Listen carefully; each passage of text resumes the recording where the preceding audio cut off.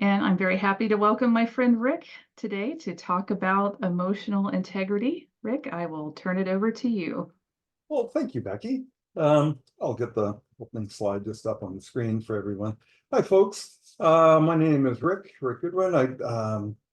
I manage a small mental health clinic that focuses on men. So even though today's topic, emotional integrity, could apply to folks of all genders, it's not anything to do with gender, really. Though there may be a special pertinence I'll mention for men on the trauma, on men on the recovery process. But yeah, everyone is welcome, and this is applicable to all. And it's one of these love in my field, and my work is primarily around issues of trauma and recovery. This is a real gem of an approach because it really has nothing to do with trauma, but everything to do with living the good life. And if we had to find a metaphor of what recovery could be, emotional integrity, living the good life might be nice metaphors for that. So let me get into it. I'm going to present a little bit about why emotional integrity is important, given what we know of abuse, and then we'll get into the principles of emotional integrity. There are three, and then we'll talk about another related concept that I think dovetails really nicely, the gifts of emotional integrity in one's life. So that, I think, will be our work today. So let's get into that. And there we go. As Becky predicted, I will also thank the Office for Victims of Crime providing the funding to have this have Survivor Space up in full bloom as it is. So we're always appreciative of that. A little cartoon, perhaps not all that funny, just to warm us up here. The angels grew lonely, Danny, and came for your mother to take her to heaven. Now be a brave little boy and don't cry. And the child responds, I won't cry, Daddy.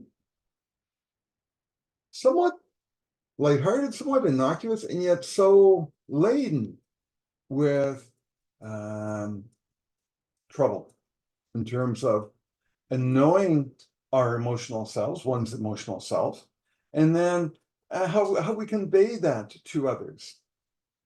And these childhood experiences, here we have the death of a mother.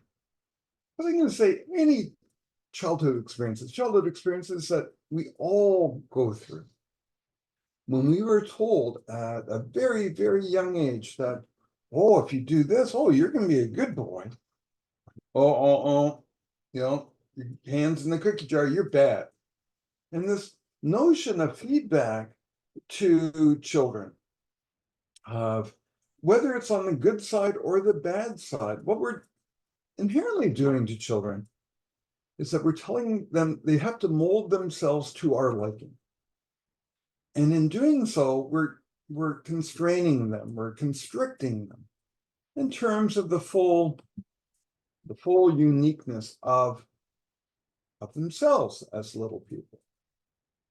Now, I'm not suggesting that we are never in a position to tell children, how they should or should not govern themselves in this world. I think we would have a lot of mayhem if we didn't provide children with that structure. But depending on the delivery, depending on the strength, the tone, the frequency, what we are doing, and maybe what has been done to us, is this constricting of ourselves.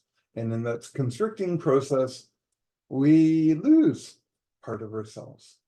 We become those parts of ourselves become foreign to us, and there's consequence to them. If we talk about, let's say, the impact of child abuse, we know that there are many issues that the child experiences, and then funny enough, those childhood experiences create a dynamic within the individual. We could call it maybe post-traumatic stress, call it wounding, and those wounds continue on throughout adulthood. And this is often when people present in terms of the need, interest, desire for recovery, for healing, what have you. As a slight example here, in terms of sexual abuse of boys, we know that the average age of sexual abuse of boys is between 9 and 10, not that much different than girls. However, the average age of men showing up to our clinic to work on their childhood abuse recovery, that age is 45. So then we could say on average, at least from our perspective, men wait about 3.5 decades before truly attending to those wounds. What happens then? What's the consequences of those many years of kind of denying the experience of kind of trying to will it away, trying to ignore it and get on with life? Well, we'll be looking at some of that today. You know, the first consequence of childhood abuse is often silence. It's generally not talked about. Silence, if it wasn't for childhood silence, maybe us here at the Zero Abuse Project wouldn't have as much work to do, because then the victim or survivors of childhood abuse could be then supported back when they were children, or maybe youth. 45 is a pretty kind of late stage in the game to seek recovery, and yet we're all entitled to seeking recovery regardless of our age. So silence is often a big barrier for survivors, because that silence from the abuse is internalized then by the individual and shows throughout their life. Secrecy, you can say secrecy is a second scarring, for lack of better words, of the individual. Abuse most often occurs with not just silence, but it's a secret. It's kind of something that happens between the individual who's victimized and the person who's doing the victimizing. We see it probably more profoundly in child sexual abuse, but other forms of abuse, there's also secrecy, whether that's physical abuse, whether that's neglect, whether that's bullying, the same dynamic applies. So we know then survivors are impacted by that notion. They keep things to themselves. This is part of what the abuse experience was. And we can ask, well, what's the consequence of keeping things to ourselves? We also know that there's a dynamic that occurs between survivors, victims or survivors, and the people who have hurt them, of attacking their credibility. Survivors know quite well that their story may not be believed. And some of the messages that the people who do the harming say to victims is that it didn't happen, or you're lying about it, or you're exaggerating what happened, or you brought it on yourself, or you wanted it to occur. Now, those are not just the words of, again, the person doing the harming. They're also words and beliefs and values from the broader community, society. There's an element of all of this in terms of what victims hear from social messages.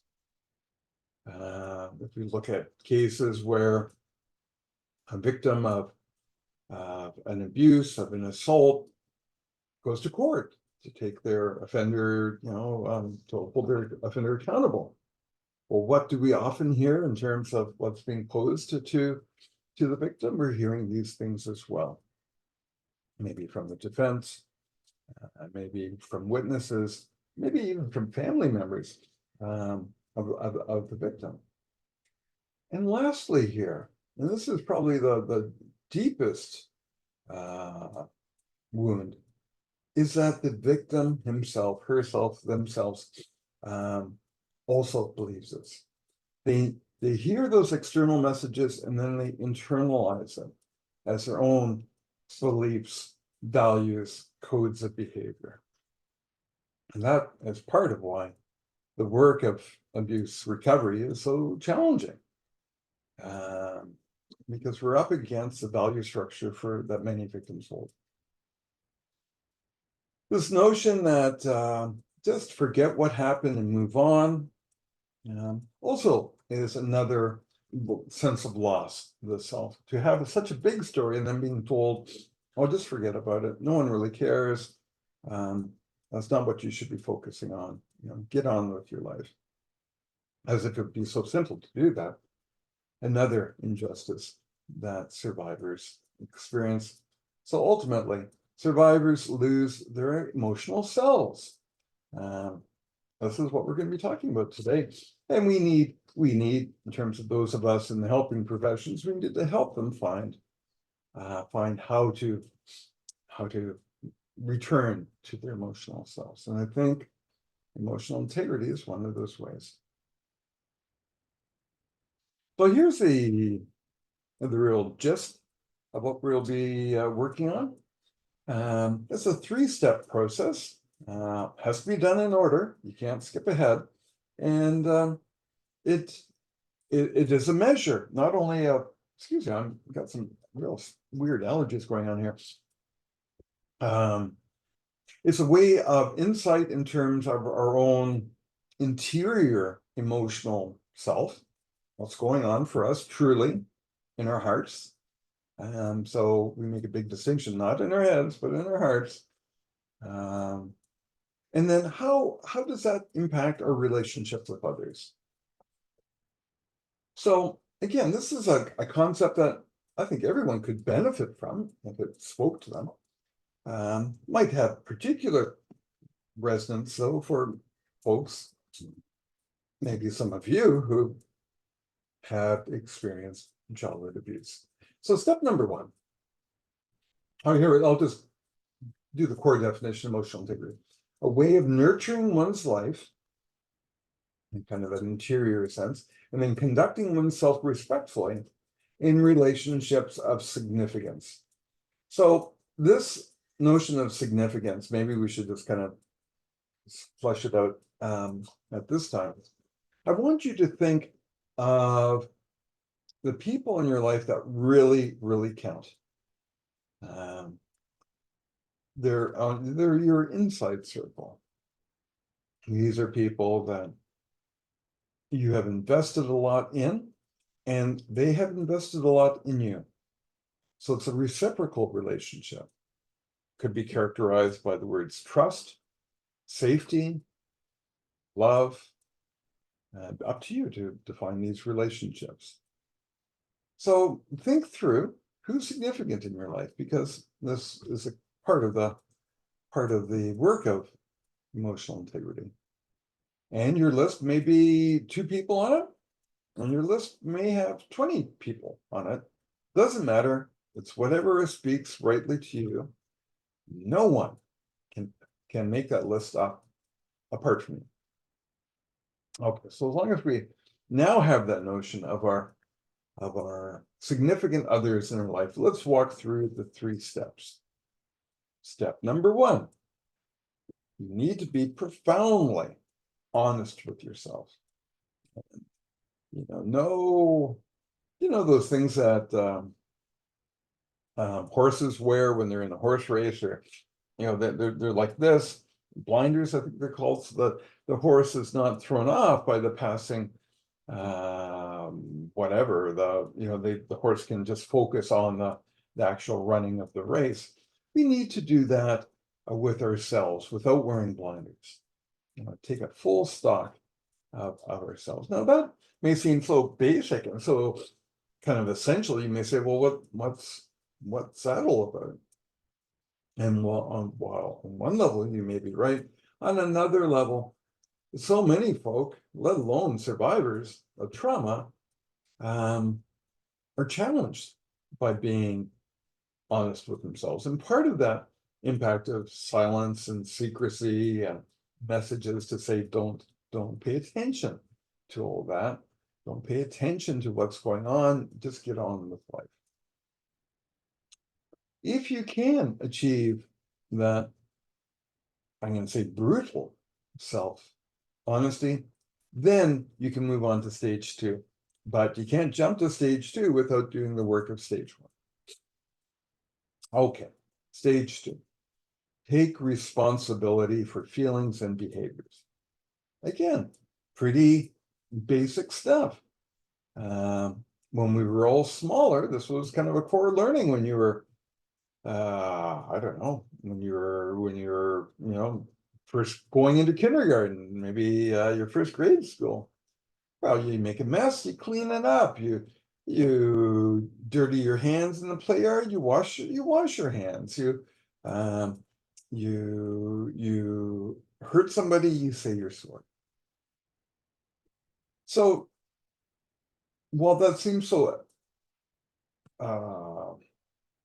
profoundly kind of basic, why are we even talking about it? Well, we know that our communities, our society is filled with examples of people not taking responsibility for themselves. And we have large government structures to somehow try to enforce that. We have criminal courts, we have civil courts, we have jails, we have prisons, in part because some people sometimes don't take responsibility and do grievous actions that can hurt others.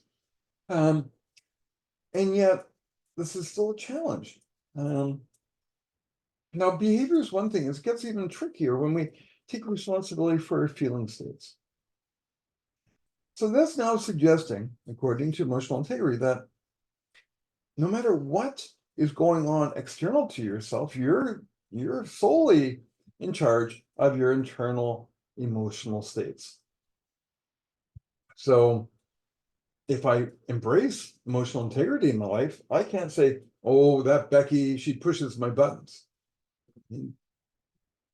Becky can't press my buttons. There's no way that analogy has any resemblance of reality to it. Because whatever my reaction is to Becky, on whatever emotional realm I have, it's not created external to me. Of course, Becky may do something that's I find frustrating, or I find that sad, or I may be joyous on her actions, but these are reactions that occur within me, not because of Becky. So no longer can you say, oh, I don't, oh, that person makes me so mad. No, that doesn't work. Emotional integrity forces us to consider that angered reaction is a creation within oneself, not from the external. So it's kind of hard line on this one. Now, if we consider it now, step 1 and step 2 truly are the train of therapy. Now, you see a counselor, what are you going to be working on? Well, you're going to be working on expanding your insight into yourself, number 1, and it's going to also be looking at how you hold yourself in relationships, number 2. That's often the extent of therapy, and that's all really useful in life. Yet some would say it's useful but not sufficient. You got to go onto a third step. So let's now get into this third step. Trusting that you've achieved being honest with yourself, and you've achieved this notion of full responsibility for feelings and behaviors. Step 3. Now, keep in mind, we're talking about those significant others, those 2 people or those 20 people you have in your life. Step 3 is saying, okay, to make it sufficient, we've now got to adjust how we hold ourselves in relationships. If we can do that, then we're getting onto the good life. Okay, so how do we do that? I'm going to show with my hands. Here we are. There's 2 people. They're in a relationship of significance, and this is you. So what emotional integrity is suggesting is that now you take steps to get emotionally closer to these people. So I'm showing it kind of in physical distance, but we're not really talking about physical physical intimacy. Certainly we're not talking sexual intimacy here. We're talking about how we hold ourselves in relationships. That's the real work. And now getting back again, I'll use again the note representation of physical distance. The idea here is that we will experience shifts within ourselves to get emotionally closer to people. Remember all that silence and secrets and coding to suggest don't get close to people. What you're experiencing is really relevant, and it occurred in a culture of silence. So don't put words to it. Now we're suggesting completely the opposite. And as you then become closer, take the conscious steps. This is not going to happen without your conscious will playing a part. To take those steps and experience greater emotional intimacy. Well, that is a profound experience. And I say that in the sense that there will be necessary shifts that go on within you. And it's going to be challenging at times. And I'm going to say, and there will be great rewards to holding your relationships closer than perhaps what you have. Now, I'm going to just flip over in terms of working with men for a minute. And I'm going to suggest, and I have no research to back this up, so it's just Rick's thoughts, that this journey may be more difficult for men. Because this last step, knowing that so much of masculine coding suggests that we hold ourselves a bit in distance from others. We hold ourselves more aloof. Even though that we're all social creatures as people, men are more often told they have to tough it out on their own. And we know there's a number of big social problems we have with all that suggestions to men that they shouldn't be reliant, they shouldn't be engaged, they shouldn't hold emotional intimacy with others. So I think for men to embrace the third step, they're going to need to adjust, soften,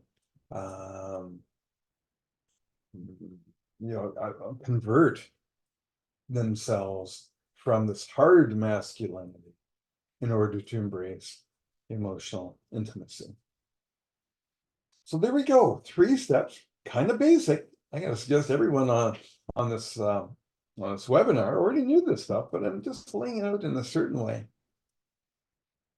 And that may be a good ticket for you to consider to live the good life. Now, I've had guys go through our trauma recovery program, and certainly many of them, they want to do the work because they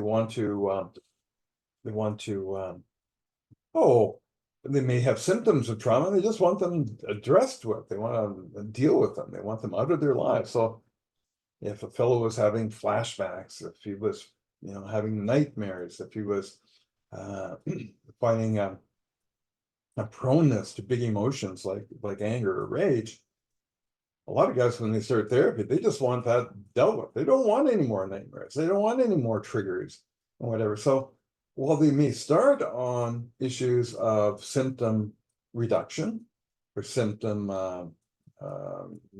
addressing the symptoms in their life, lo and behold, as men do the work, they speak now of emotional integrity possibly being their outcome that they wish for themselves. So now it moves the individual away from just dealing with the trauma to now expanding their life in the way that they want to. That's a real strength of the emotional integrity model. Now let me bring in this last theory, and it'll be obvious how much it supports notions of emotional integrity, and who knows, maybe it'll speak even more clearly to you. And this is a model of understanding people. I think it's from the early 70s. It's called the Johari window. And it was actually done by two trauma theorists, or no, I'm sorry, two psychology types, whose names were Joe and Harrison. So there we go, the Johari window. And this is really our lens to ourselves. So we're going to be talking about self, obviously, self is all components. Now, if you have qualities of yourself that you're aware of, you know, you're kind of an outgoing type and you tend to laugh and you tend to make people comfortable. And this is something, you know, and, you know, all the people in your life know this too. Oh, yeah, that's all true about you. We call that the open self. When everything's kind of out on the table. And people could say that's a pretty sweet place to be, you know. Where we get into trouble, though, is in the other aspects of self around the Johari window. So let's flip over to what's referred to as the blind side. Now, the blind self is information about yourself that you don't know, yet others do. So maybe, I don't know, maybe I'm doing things. Maybe I'm giving a webinar. And let's say then after the webinar is over, Becky says, well, Rick, I just noticed how many times you said the word during your presentation. And I go, really? I'm not aware of that. That would be an aspect of the blind self. Now, saying the word is not that consequential. However, there may be components that we are all unaware of in ourselves that play a big role in terms of, say, the quality of our relationships or the quality of our relative happiness in this world. We know that there are ways to learn about our blind self, in fact, to reduce it. And we're going to be getting into that. We'll be finishing off on that topic. However, there are parts of you that you very well know, and yet others don't. That's a much different notion than the blind self. We call that the hidden self. That's another way, another factor that may affect how we hold ourselves in relationships. If I'm kind of use the word secretive, well, I don't really share much about myself. I don't self-disclose that often. I'm guarded. Well, we can just go back to the person's past and see where that came from. And certainly if abuse played a role in their past, it would not be surprising at all that that person's relative hidden self is bigger. And if that's the case for you, well, there are ways to address that. We'll get into them as well. And then lastly, using this model is the unknown self. There are parts about you that are unknown and are unknown by people in your life. There are parts of me I'm not familiar with. And if I'm not familiar with, no one else is. So that's another aspect of self that we need to consider. And again, there are strategies to work that. So same sort of notions of the emotional integrity model, now presented obviously in a different format. The sweet spot using Johari is the open self. That's invariably where you're going to have your needs met and the needs of people in your life will be met as well. And it's a you could call it a win-win. You could call it a win-win situation. Both parties are benefit from that, and we see the compromises made with the other aspects of self. So let's just finish off, and then we're going to move into a bit of discussion. If you want, if the Johari window speaks to you, and you want to shift aspects of yourself and how you hold yourself with others, well, there's two ways. One is, let's talk about reducing the blind self. Well, how do we do that? Well, we do that primarily by asking for feedback from people. We ask for feedback from people, whether they be close friends. You wouldn't want to ask a stranger for feedback on you. What relevance would that be? But if it's someone you trust, someone you love, then asking feedback for yourself is one strategy to diminish your blind spots.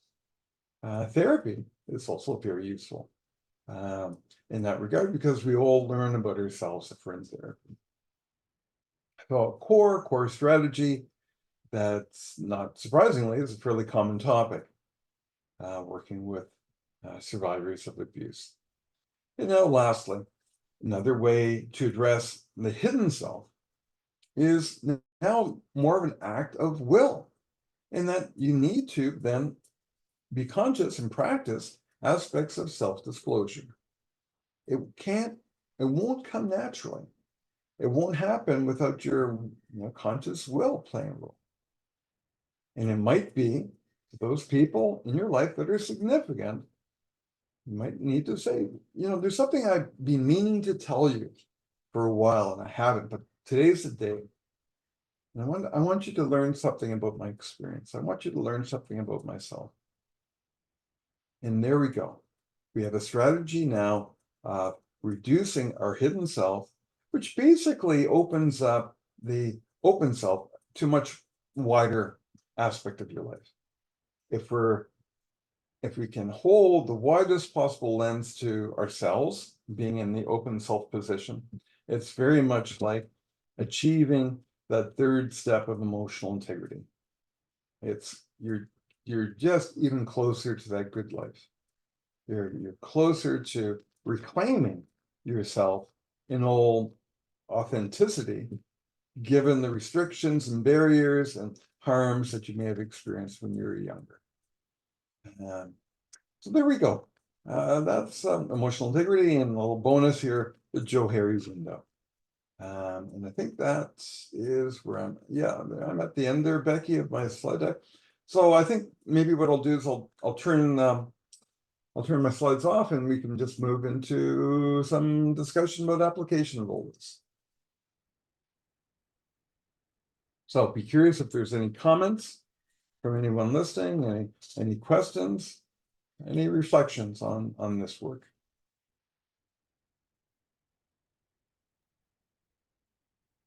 Not so far, Rick, but we'll give folks some time to think and pose some questions. But I love the visual of that, the model, seeing that kind of mapped out like that on the screen, and it seems like something that would be beneficial to everyone. I mean, not just, abuse survivors, but everyone.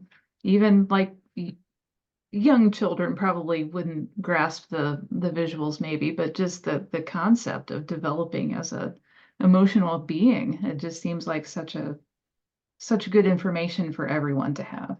Mm-hmm. And yeah, it goes beyond the victim survivor realm. I would say emotional integrity as a concept applies equally to those who've been victims of violence as to those who have harmed others. And this is another aspect of our work that we do up here. But yeah, how do we engage with people who have done harming behavior? Now, this is not what our presentation is about, but emotional integrity has as much relevance for that population as it does for our mission here at Zero Abuse. So Rick, it's another question of mine, while folks are gathering their thoughts. What's the difference between emotional integrity and emotional intelligence, or are they somewhat synonymous? Good question. Good question. We have an emotional integrity program at our clinic for men who want to invest more in their emotional selves and their relationships. And yet, about 5 years ago, it used to be called emotional intelligence.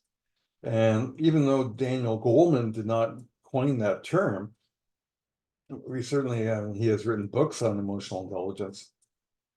And we could say, well, aren't they the same thing? It's a little sad, but it's also true that there is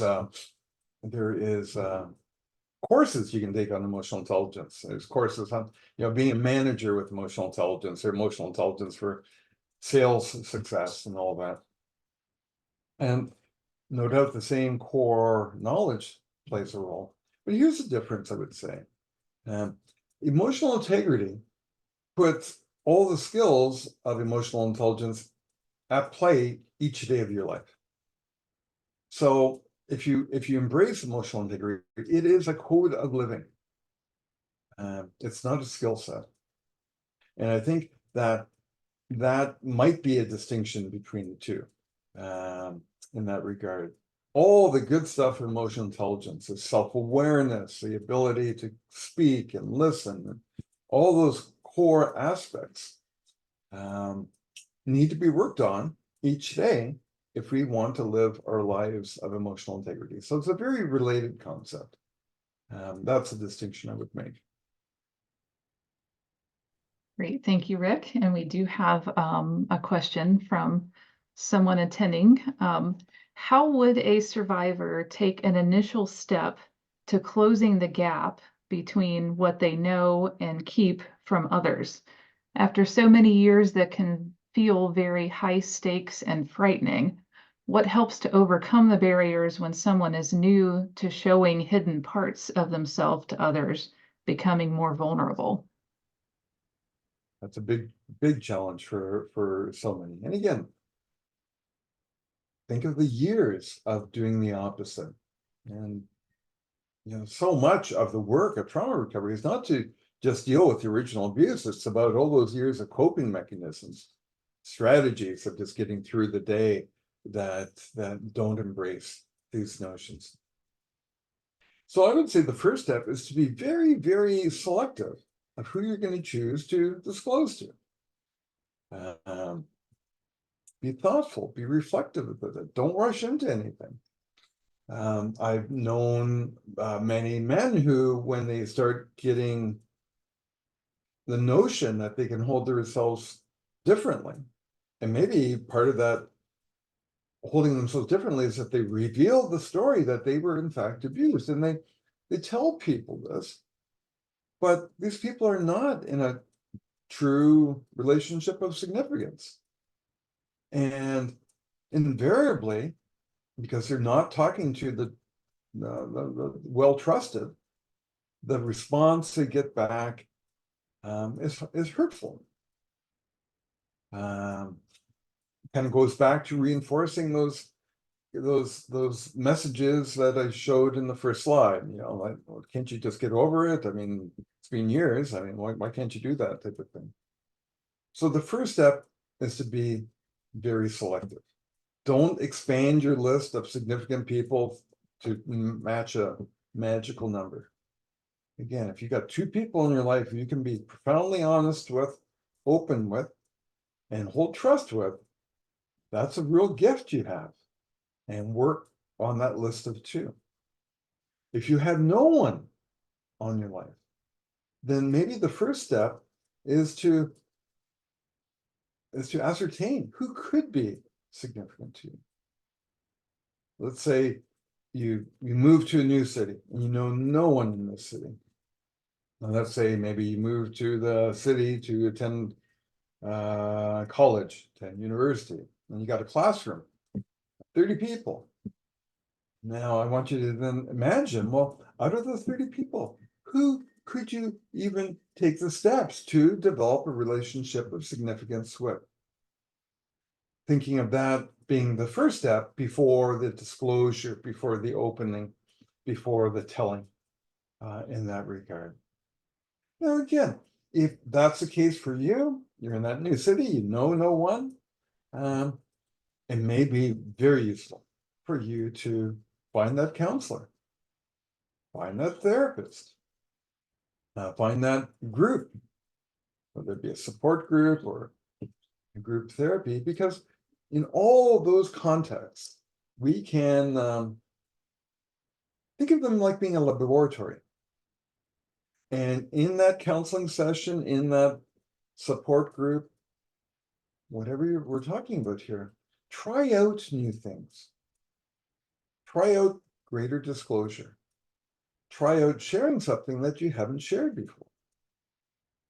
Knowing that the skills and experience we gain in therapy or gain in that support group, it's like a lab, laboratory. Okay, you practice that skill in your group, and then you take that skill and then apply it to your life in the big wide world.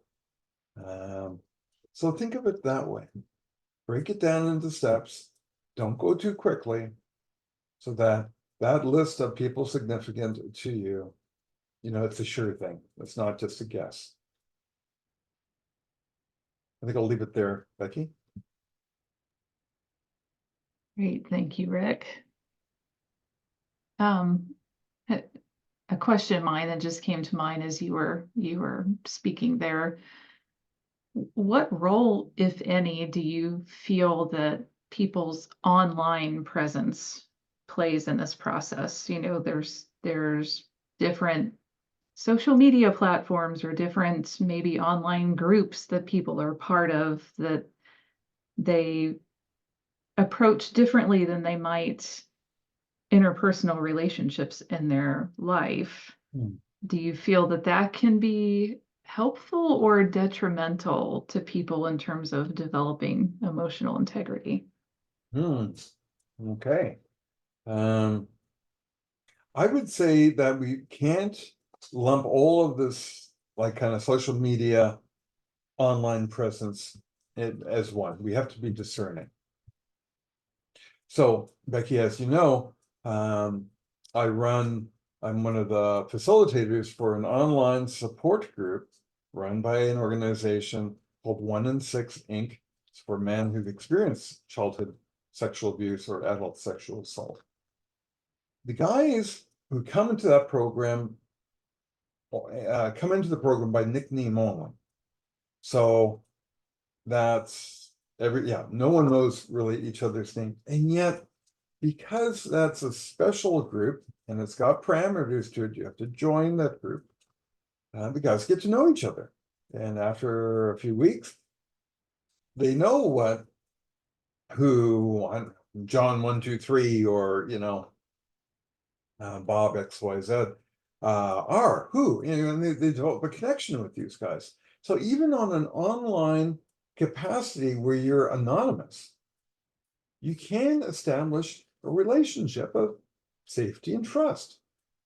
Now, keep in mind, in this online experience with 1 in 6, there's the counselor in the room. So it isn't like a program without rules or what have you.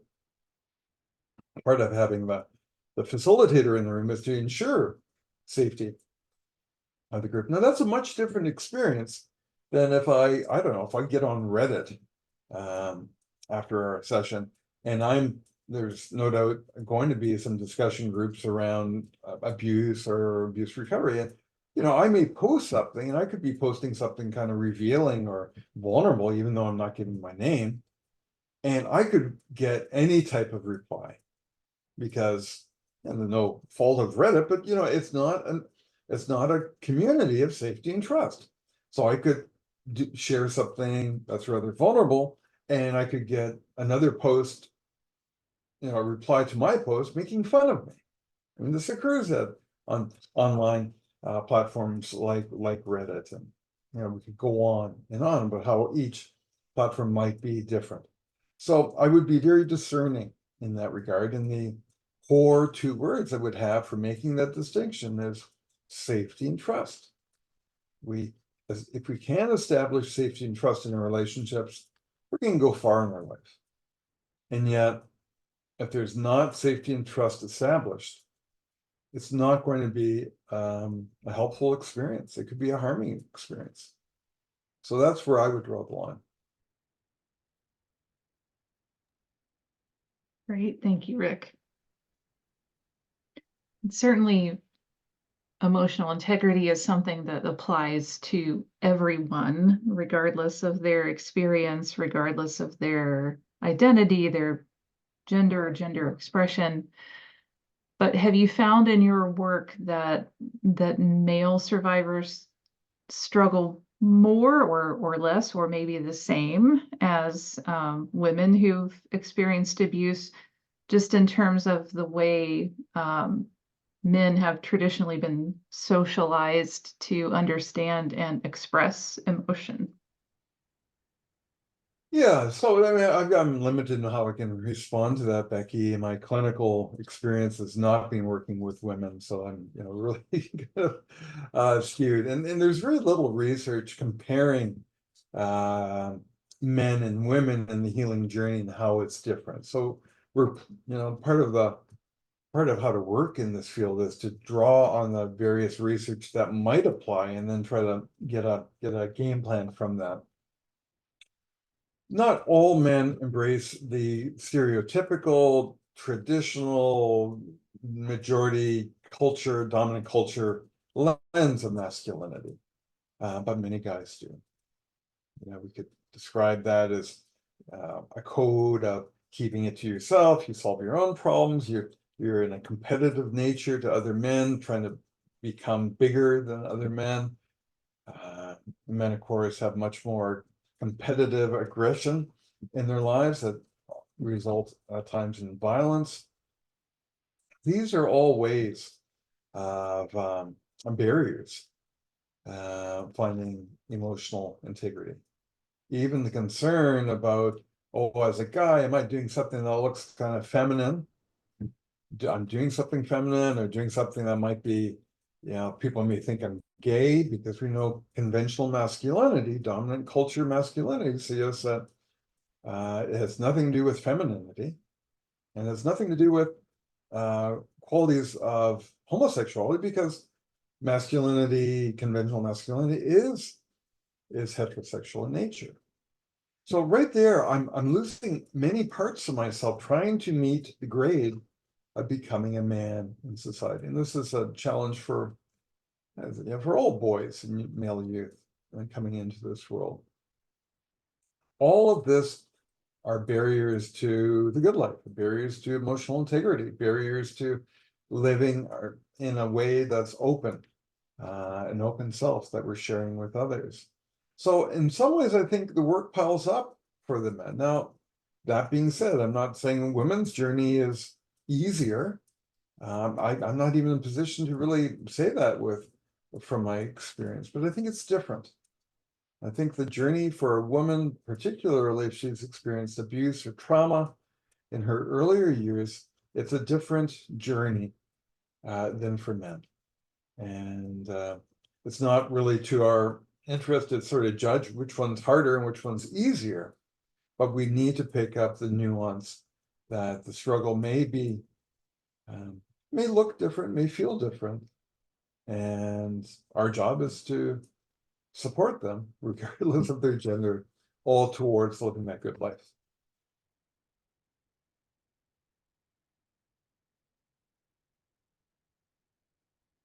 Back to you, Becky.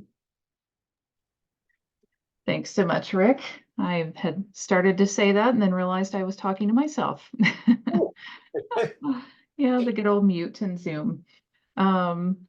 So I know we just have a couple moments left. Would you like to talk a little bit? I know you have somewhat, but talk a little bit more about the groups that you do for men through 1 in 6? Yeah, certainly. So for any male identified folk listening to this webinar, 1 in 6 Inc. So the website address is going to be important for you to jot down. Number 1, IN, number 6.org. We run 5 online support groups a week, different schedule, all weekdays. And for men who are interested in the healing journey from childhood sexual abuse, adult sexual assault. It's a program we've been running for the last 7 years, maybe 8 years now. And it has spoken to hundreds of men over that time as a support to their healing work.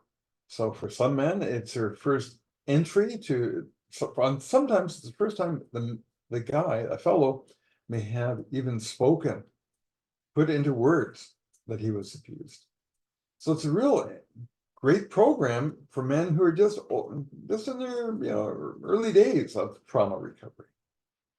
Get to hear from other men who have had like experiences. Again, a conversation in a safe capacity. There's 2 of us that work the program, the facilitator who helps guide the discussion, and a moderator that checks every text contribution before posting in the group. So again, safety is really paramount for us. You don't have to tell us who you are or where you live. You can come up with a creative nickname and you're in. The program is free of charge. And now some men use this as a lovely adjunct to their therapy. So they see their therapist individually, they join us for OSG. Works out very well for them. Other men come in every now and then, just like a maintenance, so to say. Just want to be reacquainted to their community.